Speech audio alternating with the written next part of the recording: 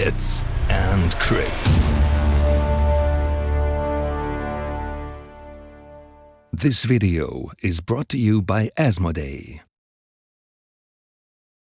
What's up, Hits and Crits family? Welcome to the Night's Watch Season 6 deep dive. Let's start right off the bat. We didn't get too many changes, but still I'm very thankful. I have my team member Thomas with me today. One of the greatest Night's Watch players, at least I know. So he will bring us all the insights we need for Season 6. So Thomas, before we start like really diving deep into the Season 6 Night's Watch thing, I think it's fair to say, like, since Season 4, where we got the big nerf to the base deck especially, which was needed, but you know, it hit us hard. What kept you in the Night's Watch? What kept you playing the Night's Watch? I mean, like I had Levin the other day who used to play Starks all the time and now moves over to another faction because of the changes. So what kept you after that big nerf in the Night's Watch? Yeah, I mean, probably different things, right? On one hand, maybe I'm with stuff like that, I'm maybe a bit of a traditionalist or something like that. It just was my first faction. I played them for such a long time, and then you have a lot of experience with your faction also, which also keeps you playing it sometimes maybe. And then it's not the only faction I play, right? I play a lot of different factions too, casually and often enough competitively as well. So, but I always come back to the Night's Watch. I like them. I think the lore of the Night's Watch is very cool. I think they have some really nice miniatures too. And I don't know. It's just my main faction, right? It's exactly. It's exactly the same for me. So, I started out with Night's Watch. I picked up the starter. I took Jon Snow out, and I read the books. I watched the series, and I always had this connection somehow to Jon and Ghost, and it's kind of that ranger thing, right? This ranger with his pet. That's always cool. So that also keeps me in the Night's Watch. But what I did, and we will talk about it. What we won't what we didn't see anymore after Season 4 was. And you named it kind of these niche or these specialized lists where we do full calf all of a sudden, or where we do war machines all of a sudden all the time because they are competitive, they are reliable, they bring you some, right? So we will talk about that. And this is something I do not like. Because I used to play all these, like, let's say, traditional Night's Watch lists where you bring Sworn Brothers, Ranger Hunters, and all that kind of stuff. So let's see if Season 6 gives us a little bit back from this. And, So let's start with the current state of the Night's Watch, where we are, basically before Season 6. Where do they come from, Thomas? Yeah, I mean, in Season 5, we didn't see a lot of changes to the Night's Watch, right? As you already said, we had the big nerfs in Season 4, which we needed kind of because Night's Watch was like one of the top 2 factions for so many seasons before. And then they got hit quite hard. And in Season 5, we only got some really slight changes. Only, I think it was hidden traps, right? On Benton, which got the overall change.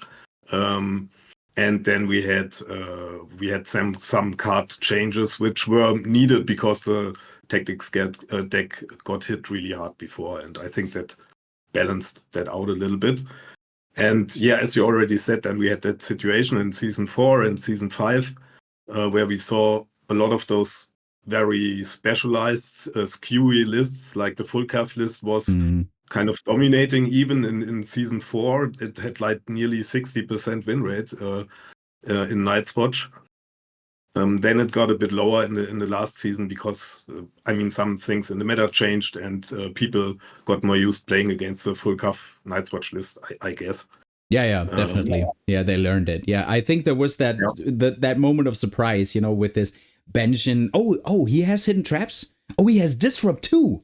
Right. So so we had that in the beginning. So and right by attack, all that kind of stuff. You can do a lot of damage very fast. You are very fast. So not a lot of people were maybe like anticipating that correctly in the begining. But it got a bit. It's still had a very high win rate, like 35 per 53%. I 53, think in the last season. Yeah, and we saw like those Stone Throw or War Machine lists, which were relatively successful too. And we saw, I think, at the Polish at the Realms of Battle, the big Polish tournament, we saw like the guy who came in second. I mean, the first got then disqualified in the end, right? So maybe you could say the guy who came first, he played Stone Thrower a lot in this tournament too. Yeah, I think each and every game, actually. I think each and every game, and that was kind of funny because he was always screaming when he was screaming across the full hall, and I remember that quite vividly. Like when we did the streaming table, and he was screaming like all the time. So when he did it like a big hit with his Stone Thrower, he was like, and screaming to the. It was funny. Yeah, it was so funny. So yeah. And I mean, I played it too on German Nationals, and in nearly every game. Only in one, I didn't play the Stone Thrower list. But it has its problems too, and the full cup has some problems as well. So sure, the last seasons we had to suffer a little bit, and we had to find new ways to play the Night's Watch. But in the end, as we already said, we had this skewy specialized list, and maybe the new patch will change something. Or a little bit in that direction. We'll have to see, I guess. But So in terms of like percentages, like because we love numbers, we love stats. So exactly, finally some stats. So we have seen the big drop in the win rate, right? As we already discussed. So we got season 4 win rate dropped massively. Pick rate drop massively. All you traders out there leaving the Night's Watch, all the meta slaves. Yeah. So that was actually the right moment to tap into it. Like at the bottom. Yeah, maybe now people will. I mean, some people are interested in the watch, obviously. Obviously, right yeah. We see Mickey play them in an online tournament right now, which is interesting, I think. And yeah. Okay, so we've seen that. Can you give me some percentages on the commanders? Yeah, sure. I have to look it up as well too. But yeah, we had in season 5, we had like in terms of highest pick rate, we had Cotter in season 5 who had like 20%, 20.6%, which is really a lot. Like every 5th Night's Watch game was a Cotter game. A Cotter game, yeah. And Jon Snow traditionally with a very high pick rate in Night's Watch with 12.3%. Like everybody likes him. Is that just because people want to like because of I mean there's that it's Jon Snow in the end, right? So that's that Jon Snow factor. But two, is it because people just want to make it work that you have Jon Snow and Ghost on the table? I think so, because like or at least I can tell it for myself. That is my reason to play Jon over and over and over again, even though I'm like underwhelmed like a lot of times by For the Watch, for example. So For the Watch is basically like, you know, writing a telegram to your opponent. I will charge you at some point if you right. So but I keep playing it. That's probably the reason. So there's one commander where I was always interested in, because I can say that like for years now. I'm in this game. I'm really interested in token play. I love token play. I love factions that do token play. So I'm really interested in Sir Dennis Mellister, actually. Can you tell me why he is just not taken that often? Why is that? I think there are several things that he has such a low pick rate, like 2% or so. No, 0.2%. Like 0. nobody really. 0.2. So none. But why is that exactly? Can you nail that down on one particular thing? I mean, for one, I think there is not a lot of lore about him, right? He's just not that popular of a character, maybe, so people don't really play him. And then for a long time now, he isn't really good too. His attachment lacks a bit, in my opinion. Yeah. Even if we see that it got a slight buff now, but I think the attachment is still lacking. Mm-hmm. The cards actually are nice. He has some really nice control cards. Yeah. And he had like a very small time. It was in season, we are now 6, I think in season 3, at the end of season 3, he had a very small window where he actually got played. And at the German nationals, he got played quite often and even quite successfully too. There was some play with a defensive control like Malister list during that time, but then his card got changed and now you can lose the card that you attach from start of the game and stuff like that. So, and his mechanics are, I think they are strong and interesting, and he is definitely playable in a way, but it's just a lot of other commanders are more straightforward, have more appeal, more maybe obvious synergies. And so I would also go for the attachment. I really feel the untouched, but let's cover that later because we got a little buff for him. All right. So in terms of buffs, in terms of changes, we got some general changes too, like free attachment points, no neutral commanders anymore, and stuff like that. So in our view, the general changes will bring us something new, right? I mean, in general, we have good attachments, right? Always have had great attachments. So I'm a big fan of the watch captain. So the watch captain is really good. Was always really good, even with the new relentless, the old relentless, whatever it was, he was always good. With this, we are able to build new lists, which is a great thing to see.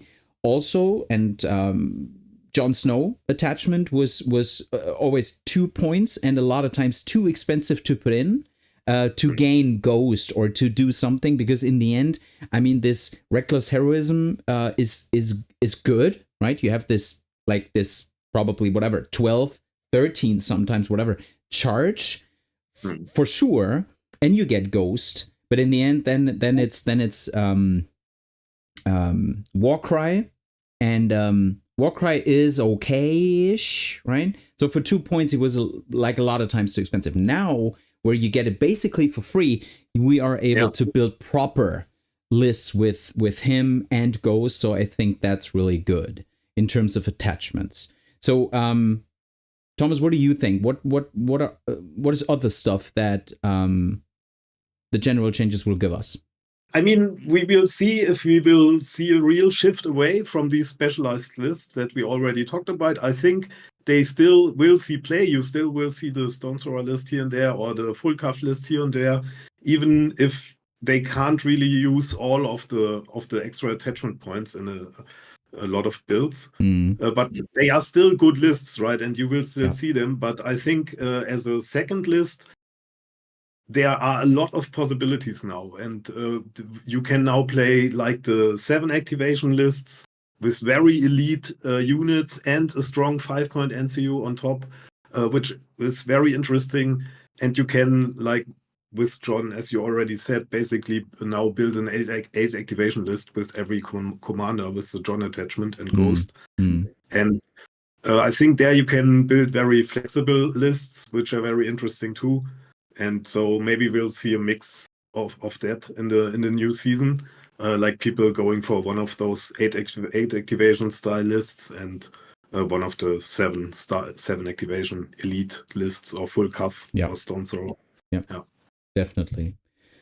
All right, so let's go into the proper changes for the Night's Watch, and we will start with one of the biggest general changes across the game, which was on Assault Orders. So Assault Orders dropped down to lowest attack die value.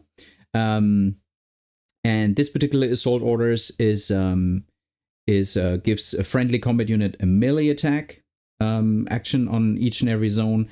And if it targets Cotter Pike's unit, it may perform 1 charge action. So let's say it's not as good as Gregor's Assault Orders. It's slightly worse, right? Because he can target each and every Clegane unit. Here, it's just Cotter Pike's unit. But us as a Night's Watch player, we have the possibility to bring in Satin to at least have a second unit to be really aggressive on the table, or where your opponent has to respect that you can play Assault Orders on 2 units. So that's basically the change on Quarter Pike. I feel it won't change anything in terms of how you play Cotter. I would now even less play Thorn Brothers, because they only then have 4 attacks on that charge. Yes. And for me, that now even would mean that I maybe even play Veterans more, which because is they a have shame. a better attack profile. Yeah.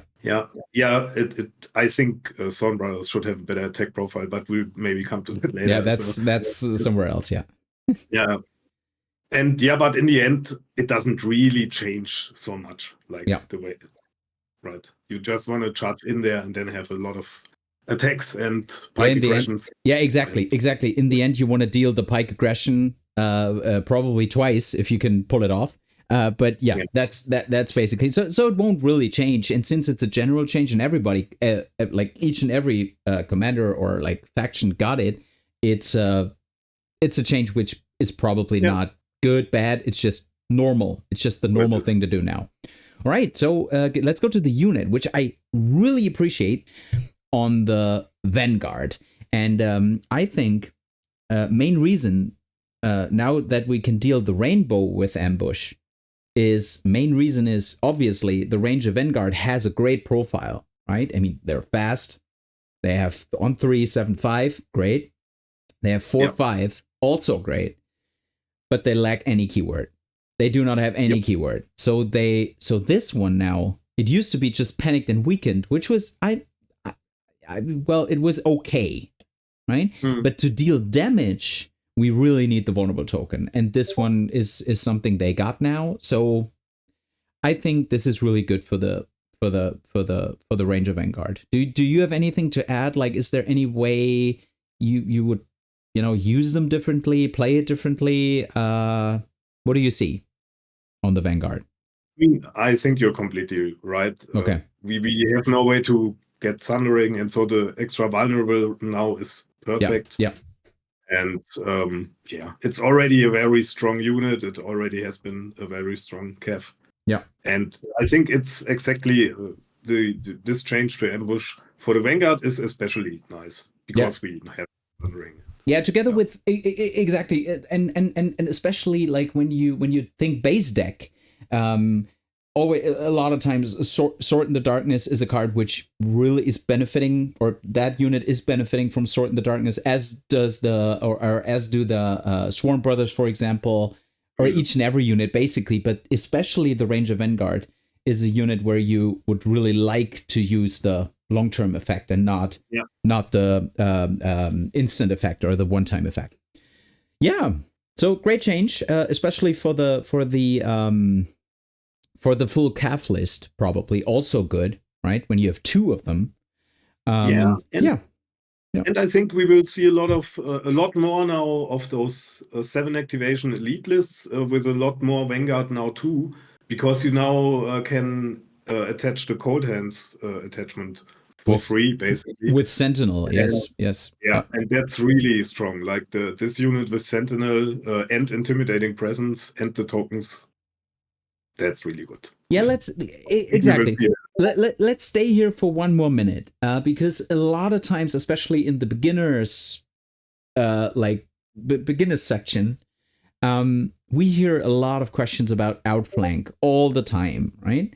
So these guys have outflank built in. We do not have to pay for it or anything, like probably or most other factions. So it's just there.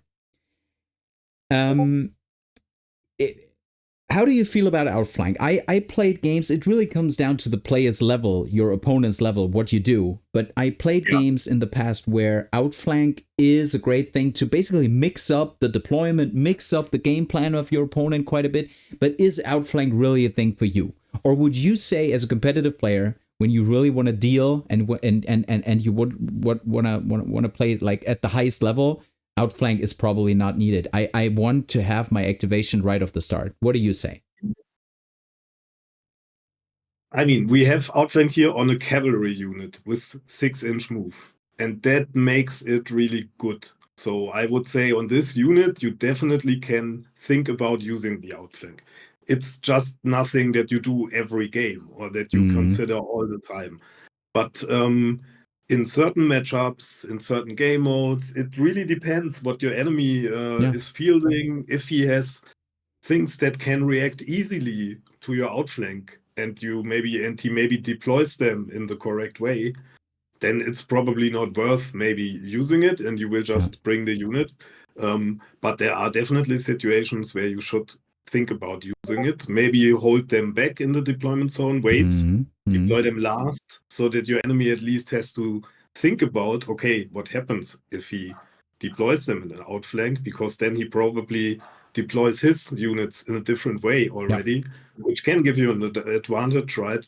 And so that's things to think about with outflank. It's not such a super. I can't say always use it then, always use it then. It really depends on the matchup. Yeah. But on this unit, it can be really, really good. And if you have ways that you can force your enemy to move up to the middle, because you maybe sit there on an objective or something like that. But then he really can't just move up, because then he has this unit in his rear and stuff like that. You have to think about. So it can be really good. Yeah, so great summary on this particular unit. I also feel it's a thing worth considering, while probably on other units, probably not so much. If you have, like, I don't know, a slower unit or a unit which can't hit that hard or whatever. All right, so let's move away from the units. Let's go to the attachments, which is the general theme of the patch. So let's go to attachments. These are the first two we put together. So Sir Dennis Melister got a change to Knightly Vow, and we have Benjamin Stark with the same change with Ambush. So let's start with Benjamin first, because we just had the Ambush. How do you feel about Benjamin Stark?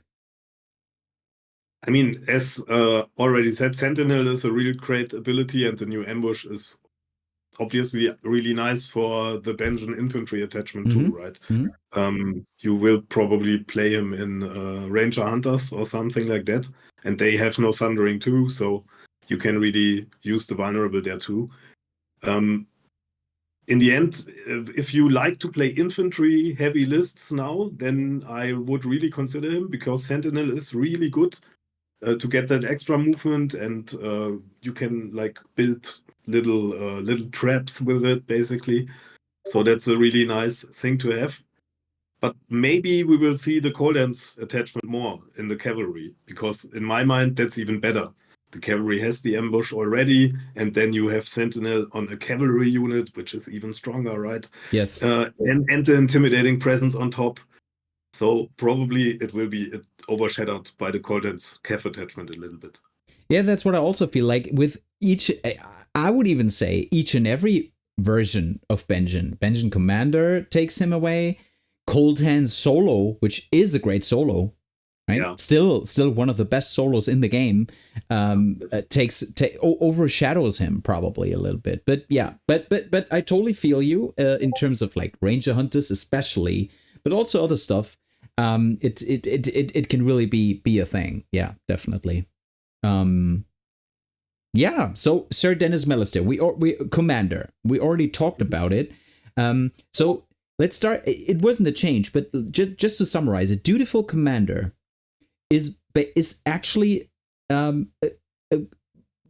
decent or good ability, because it gives you Tempered by Duty, which basically is a card that you attach, and each and every time you hit or you activate, you deal a token, right?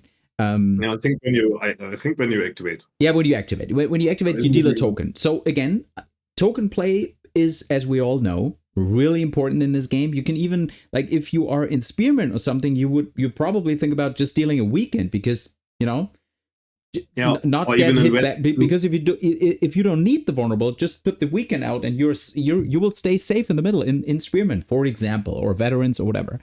So so that's great in particular. So but Knightly Vow was also a general change, and what got changed is basically, while your opponent does not control swords, this unit's melee attacks gain +1 to hit. So it was exactly the same thing before, but you needed to control swords. So now it's stronger or more versatile. Basically, it pushes your opponent to be on swords,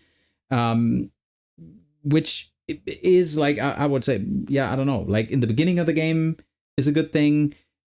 Maybe, but then you won't attack in melee too. Exactly. So see, you see my point. So give me in all honesty, Sir Dennis Mellister, Knightly Vow change. Yeah, I mean, Knightly Vow is not that good of an ability, and it's now a bit better, but it's still.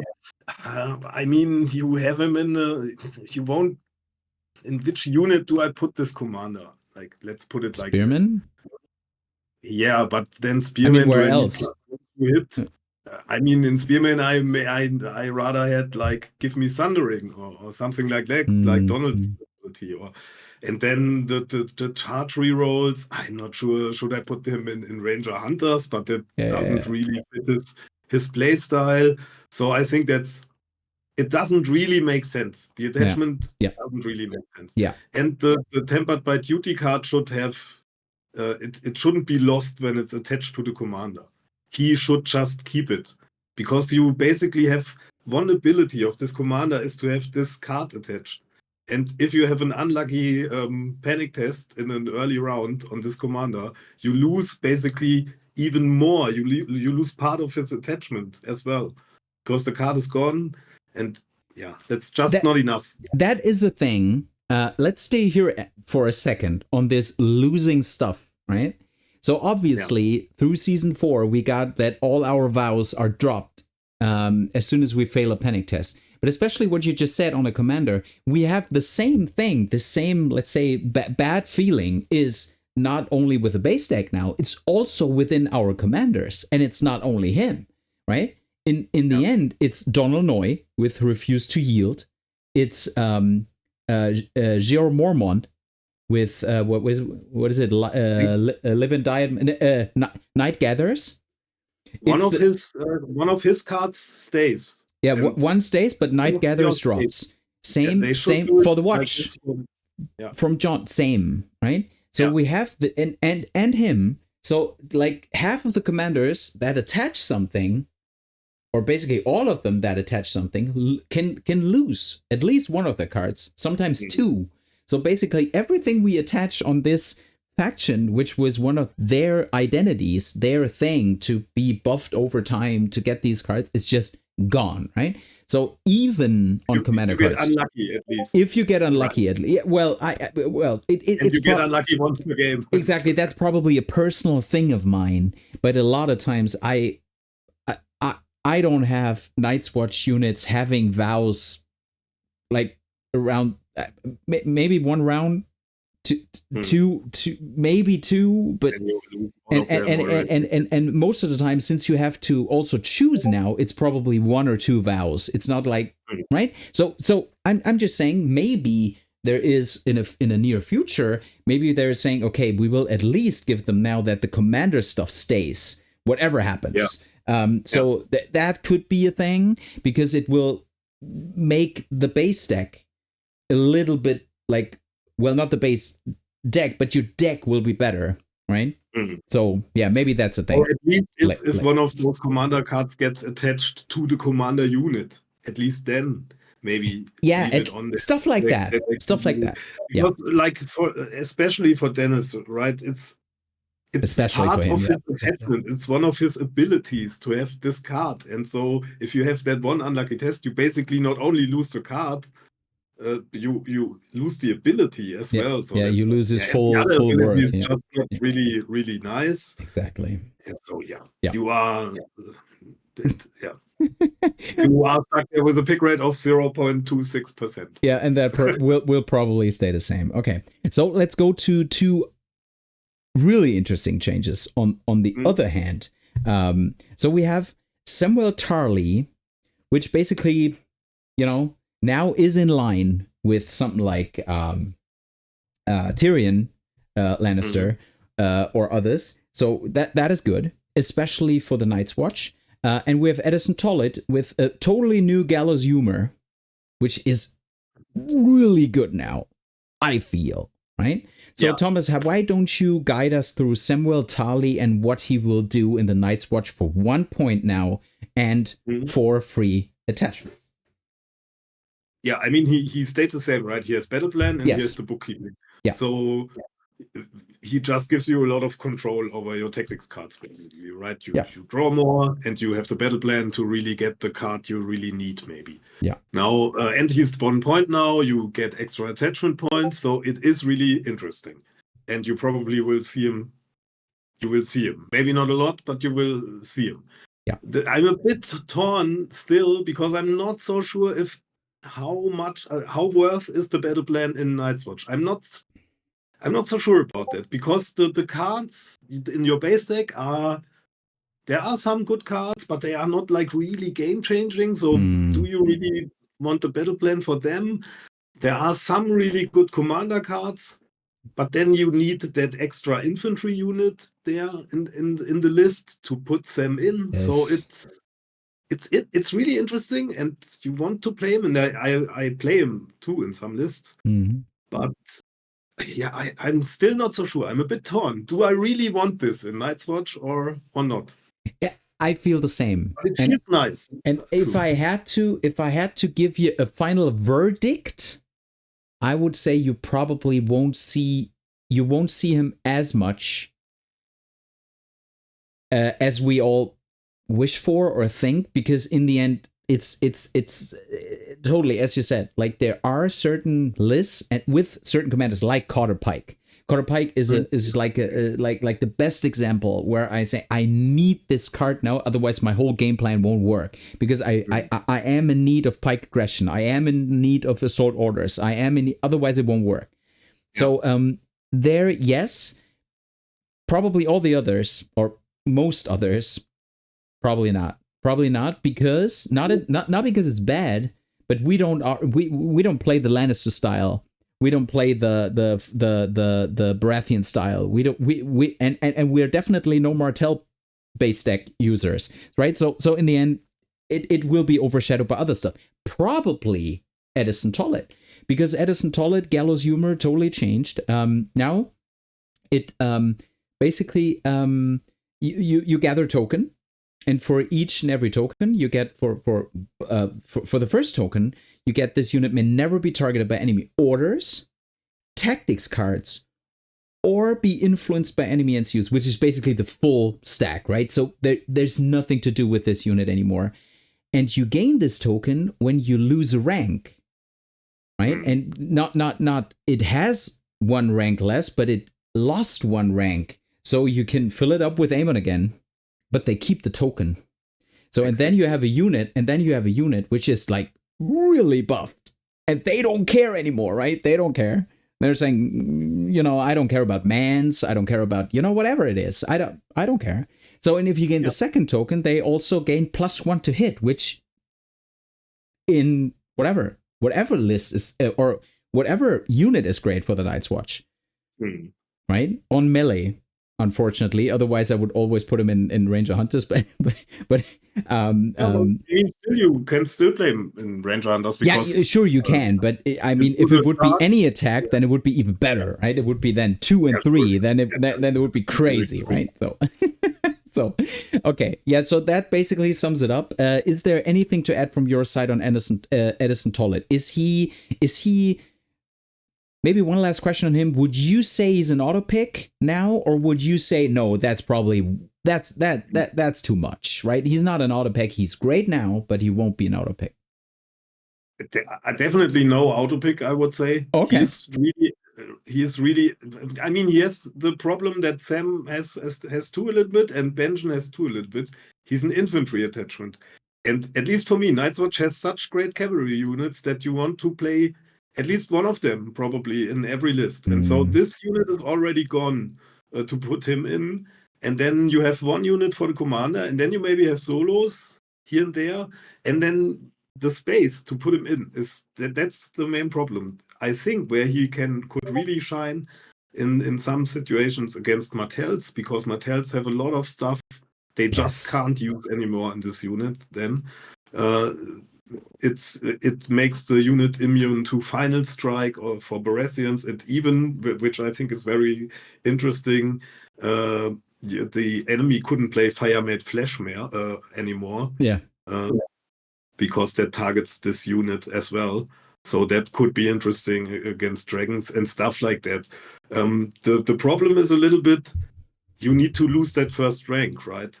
If you have any, it would be interesting to have some way to control that, to lose the you can rank with John. With John, you can. Yeah, you're right. So maybe in a John list, maybe that's interesting. Just pull it out and put Amon back, and then just do it, right? And you got it. Yeah. So definitely really interesting and cool. I just don't think auto pick because as I said, it's hard to find the right place for him. Yeah, true. And especially the thing about the we're blessed with cavalry units. So so that's that.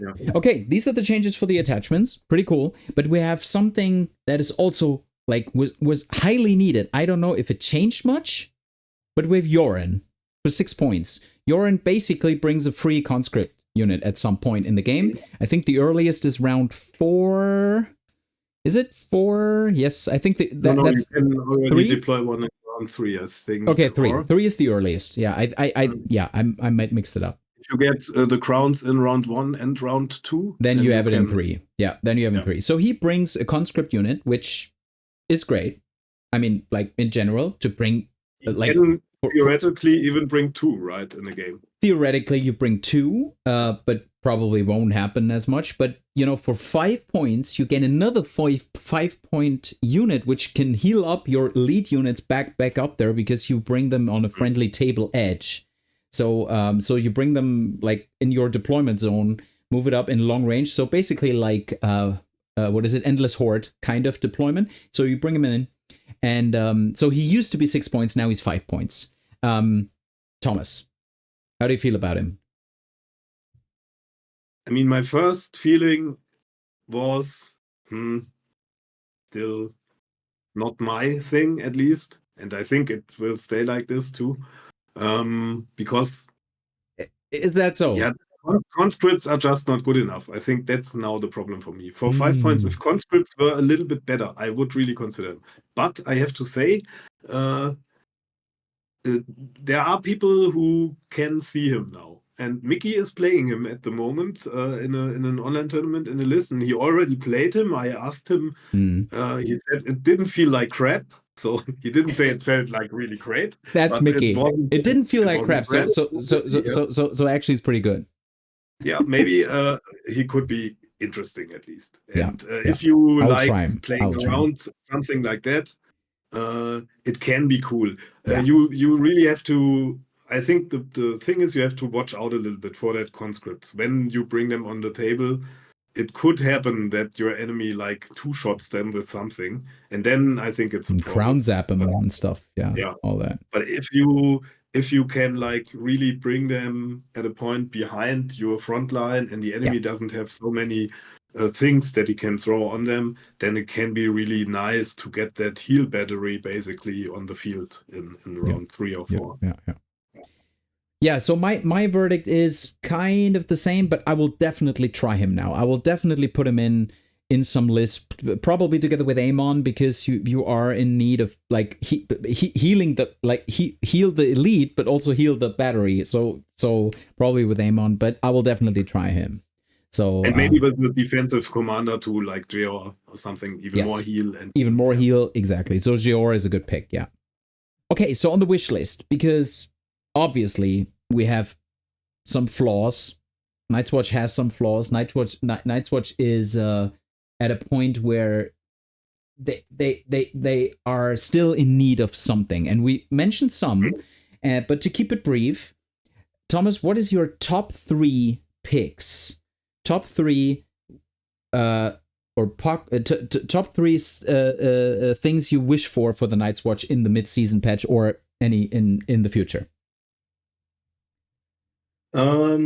Top three. I have to look up what I wrote down here for me. You don't know off the top of your head, man? What's wrong? Yeah, sure. I mean, it's a bit because I wrote down some stuff for me before the video because there are a lot of things that you could wish for, maybe.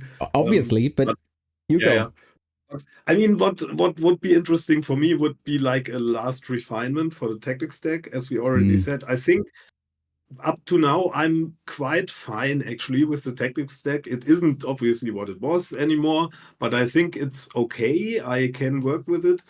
For me, like there are You two can cards. because you're a great player. Yeah, you can. I mean, there are definitely greater Night's Watch players out there. Than yeah, me, too. But definitely.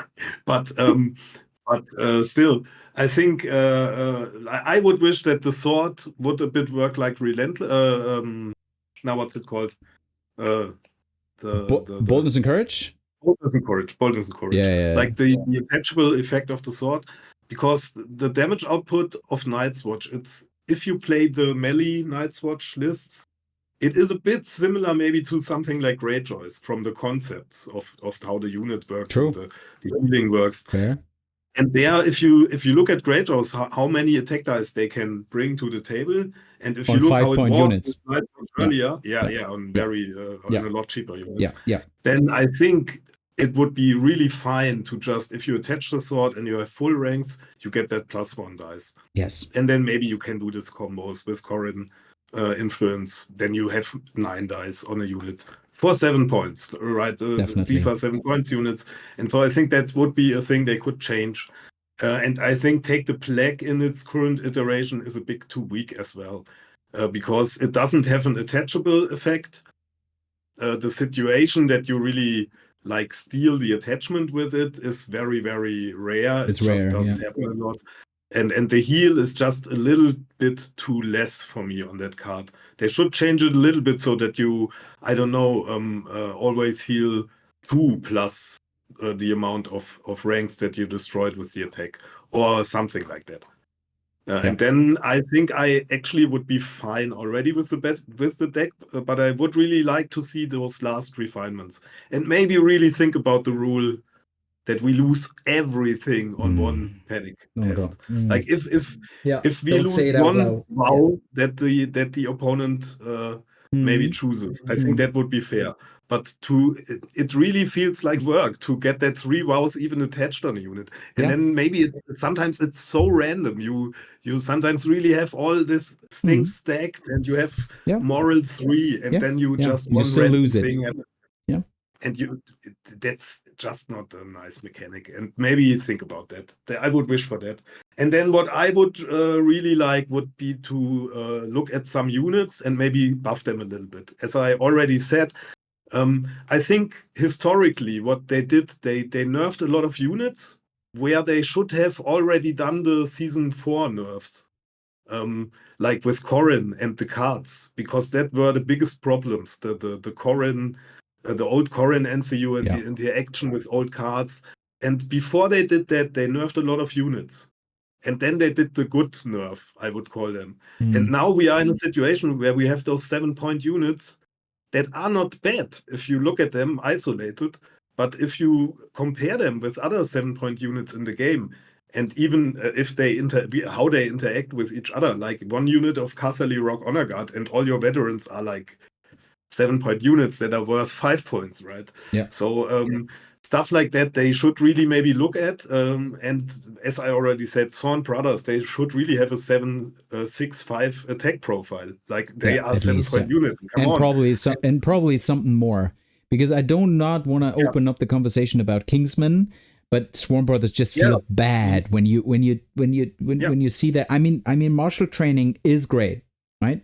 Don't take me wrong; it's a great thing, and built-in sundering, all of that is all good, but especially the attack profile. In my point of view, they would need the 7-6-5, and they would need a little bit more. Like I don't know. I want to say go down fighting, iron resolve, stubborn tenacity, stuff like that. Where something more to be valid. So yeah, a lot of times I really want to use them. I really want to use Swarm Brothers. I want to use conscripts, and obviously the old glory of the Ranger Hunters also.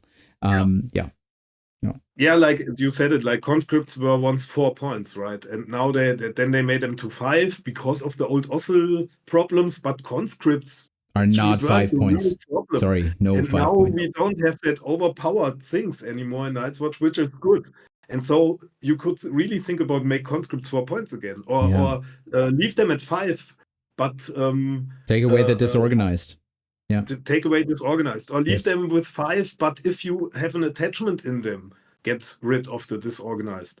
Stuff like this. Stuff like that. Yeah. Or even like the Ranger Hunters, go back to 3+ to hit. If Sand Skirmishers can have 4+ armor, I think Ranger Hunters can have 3+ to hit on We can end the Ranger. video. That's it. Yeah. That's it. We can end the video. That's the best sentence in the video.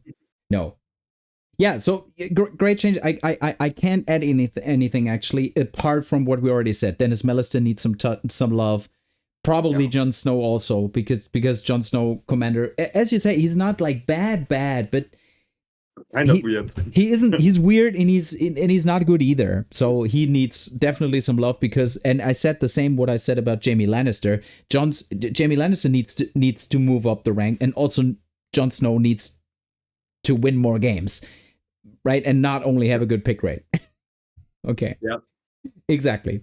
All right. So we prepared some lists.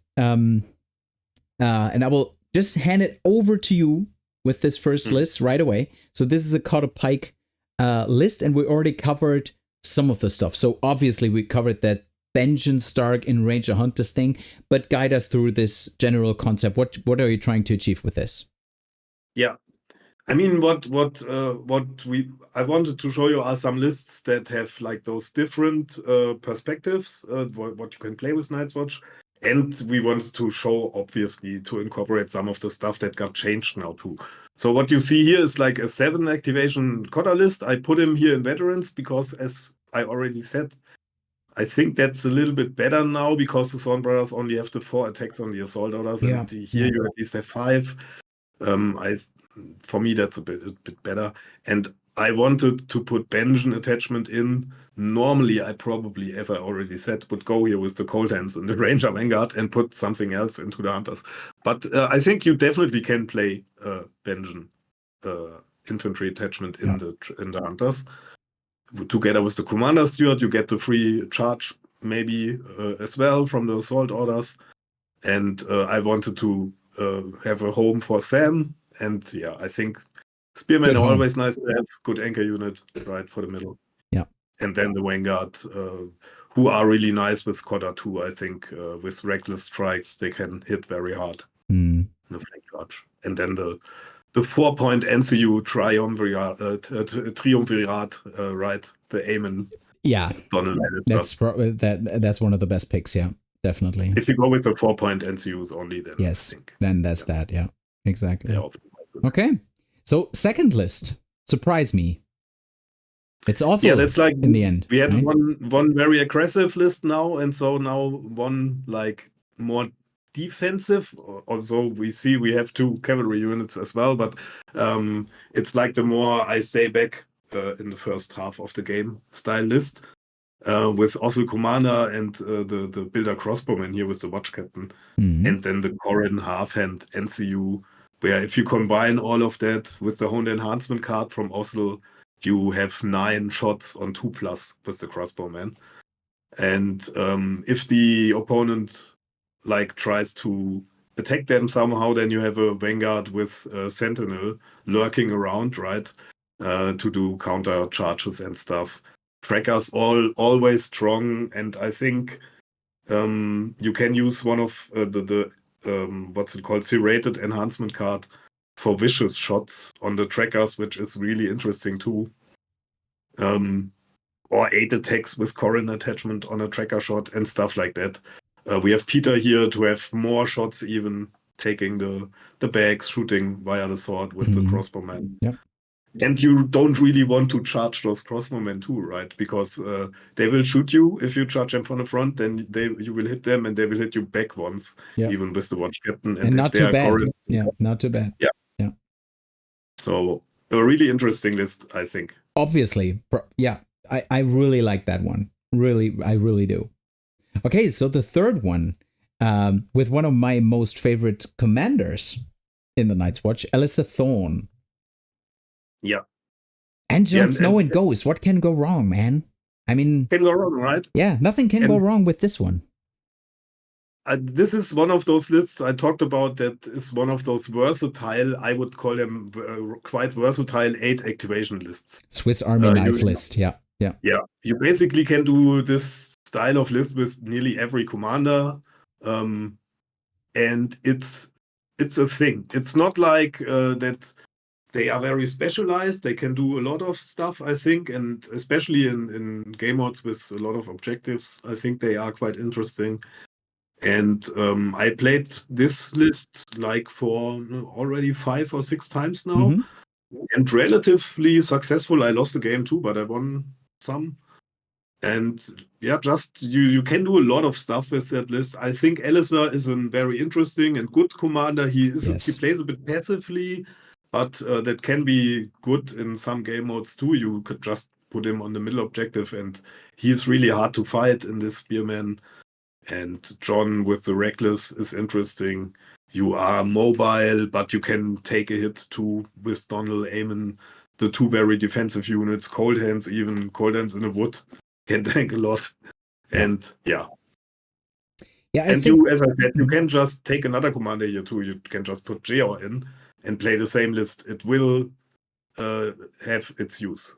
Yeah, I think Alistair got a little bit like, let's say, shadow nerf, no, not nerf, shadow buff of the chain, because we see stacking units, stacking abilities now, and with his seeing their flaws card, he can do quite a bit. I mean, he was already good before, and that card is obviously a good card, but now it's probably even shutting more down. So that's great. Yeah. Yeah. I mean, it's a bit hard to get the shutdown because it's only inactive. You need it in the right moment really to get the shutdown.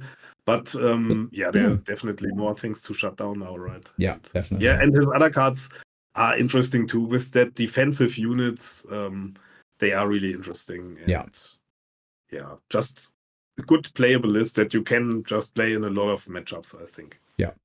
Okay, so last one. Benjen First Ranger, which is actually quite interesting because of his hit and run kind of style, especially in Tower Spearman. Yeah, so give me that one. Yeah, I mean, I was thinking to put Edison somewhere, so I wanted a list with more infantry here. And I wanted to show at least once the Sample and Gilly possibility too, that you can build like this with this pseudo activation on the And here we have Edison Tollett as well. I think in Hunters he is interesting because they maybe lose a rank a bit faster than another unit, and after that they get really buffed right with him and really stay in the game.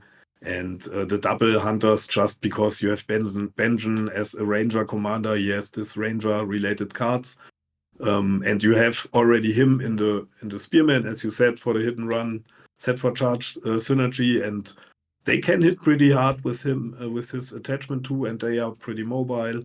So always good to do. You have Ghost, who is always nice, and Trackers on top, who are always nice too.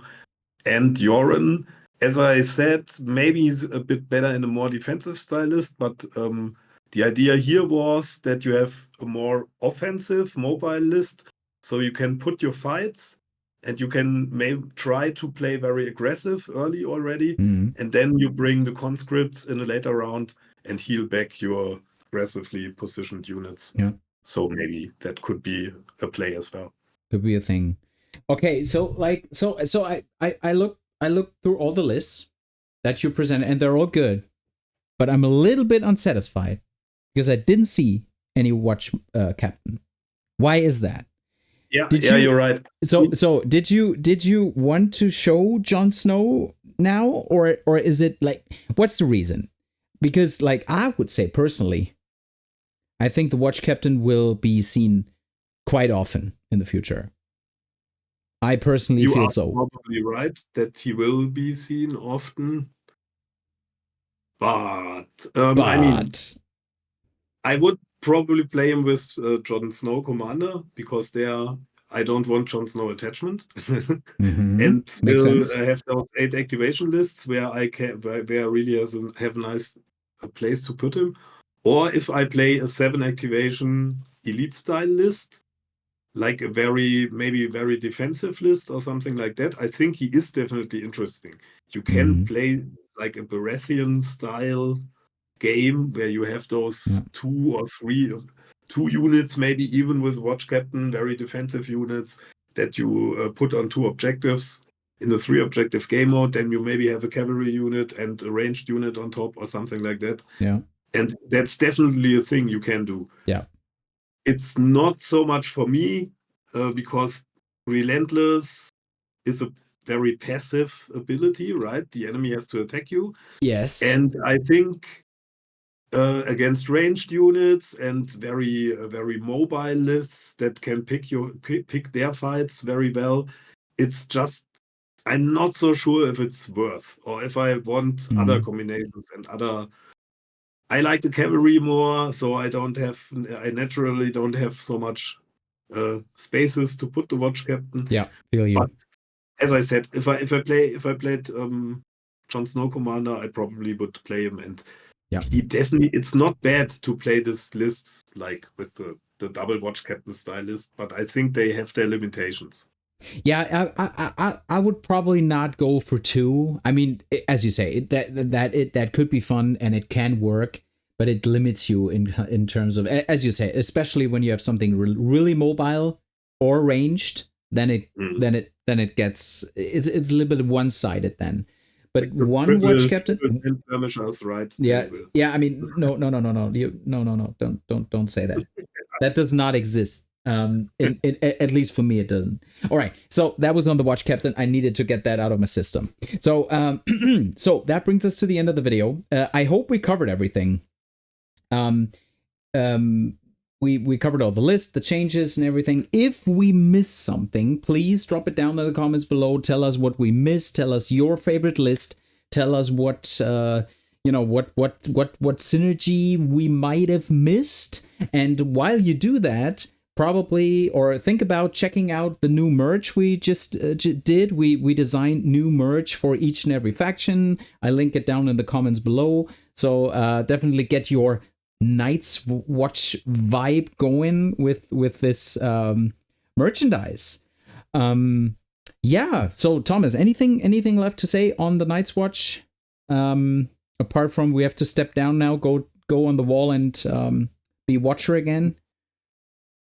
I think it's a good time now to join the Watch again. Yes. For a lot of people, because what's really interesting with the Watch is that you can build a lot of different lists. Like we already showed like 5 here or 6 or what. And as you already said, we didn't even have a list with a Watch Captain in it. And there are so many cool possibilities with Night's Watch. I think It's an interesting faction. So yeah, just try a lot of stuff with them. Great last words for the Season 6 Night's Watch video. So we welcome all of you to be a sworn brother with us, with Thomas and myself. And until we meet again, roll those crits, guys.